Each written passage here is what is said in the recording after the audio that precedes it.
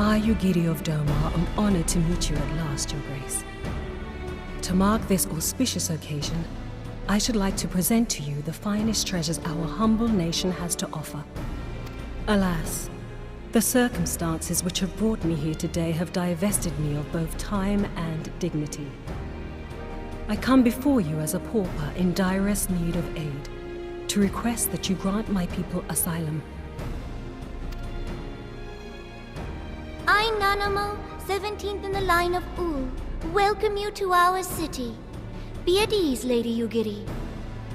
Although I myself have heard the tale of your misfortune, I would ask that you recount it once more for the benefit of the others here present. As you wish, Your Grace. For many years, my nation, Domar, suffered under the yoke of imperial rule. and my people yearned to be free. Thus, when a war of succession broke out in Garlemald, we sought to take advantage of the chaos and reclaim our liberty. Alas, our enemy proved less preoccupied than we had hoped, and our rebellion was put down in the most brutal fashion. Those who survived, how many do they number? More than 200 souls huddle within the cramped confines of our own galleon's hold. Yet this figure accounts for but one of a number of ships which escaped the Purge. It is my hope that you will allow us all to dwell within your walls. Should that prove unfeasible, however, I humbly ask that you accept as many of my people as your resources allow. Pray understand, we do not beg a boon, but propose instead an arrangement.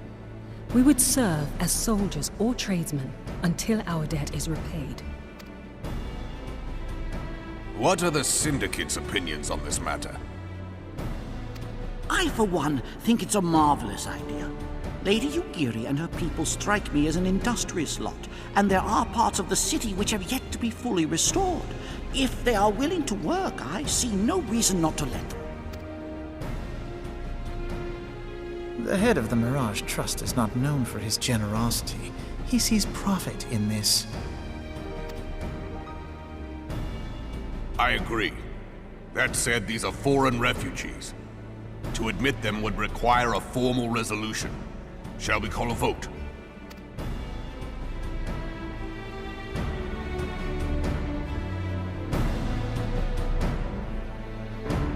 The law is the law. Lord Lolorito? Tell me, are you blind or willfully ignorant? Even now, our streets are choked with the displaced victims of the Calamity and Alamigan refugee. They live hand to mouth, subsisting on aid provided by the immortal flames, the cost of which grows ever higher. The wealth of Ul'dah is not without limits, my friends. And need I remind you that these refugees are prone to violence and criminal activity? You have all read the reports, I think. Without homes or employment, it is only a matter of time before men grow desperate and take that which they imagine has been unjustly denied them. Yet, knowing this, you would have us swell their ranks. Mayhap you think the brass blades and the flames are not hard-pressed enough? Some say the chairman of the East Aldenard Trading Company passes Gil thrice daily. This may explain how he came to be the wealthiest man in Ul'dah. Or it may simply be that he's ruthless beyond reckoning. Surely the Sultanate can support the few hundred domains Lady Yugiri represents. That our resources have been taxed, I do not deny. But we are hardly in danger of financial collapse. I move that an exception be made. An exception, Your Grace? I am suddenly reminded of a similar debate some years ago regarding a number of Alamigan refugees, if memory serves. What were your words that day? Yes. The law is the law. And so our visitors remained in Little Alamigo. Mayhap our wise and benevolent Sultana would be so good as to enlighten us as to which other of our laws should not be upheld. Mind your tongue, Lolorito. My lord, I share your concern for the welfare of our great nation, but we must endeavor to take a longer view. You know as well as I that people can be a resource still more precious than Gil. Precious or not, they were never yet so reliable. And unlike those who frequent your establishment, I have no desire to gamble with my future. Ul'dah's greatest asset is, and has ever been, her material wealth. We risk this at our peril. One need only look to Teleji Adeleji's example for evidence of the danger in allowing sentiment to dictate policy. How far the vaunted Mirage have fallen, both in repute and profitability, since he began employing refugees. How I choose to conduct my affairs is not your concern, my lord.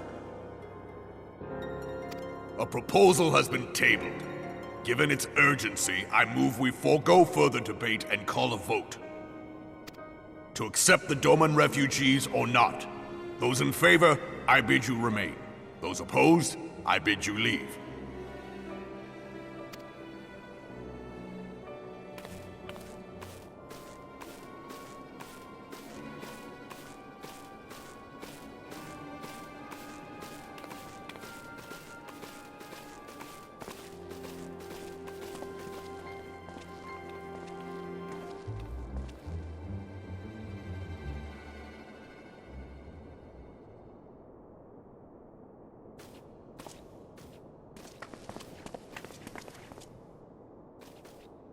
Would that it were within my power to welcome you and your people, Lady Yugiri.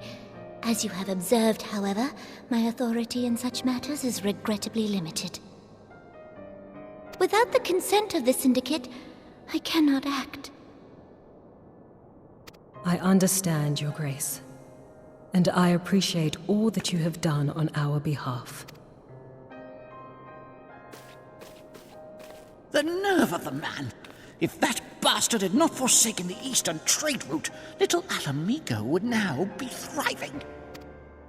Oh, that you should have traveled so far under such dire circumstances, only to be refused in this manner is utterly unconscionable.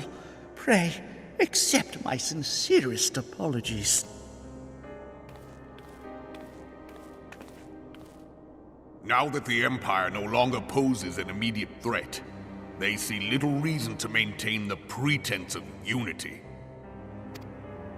The Monitorists have grown especially defiant of late. Lord Lolorito most of all.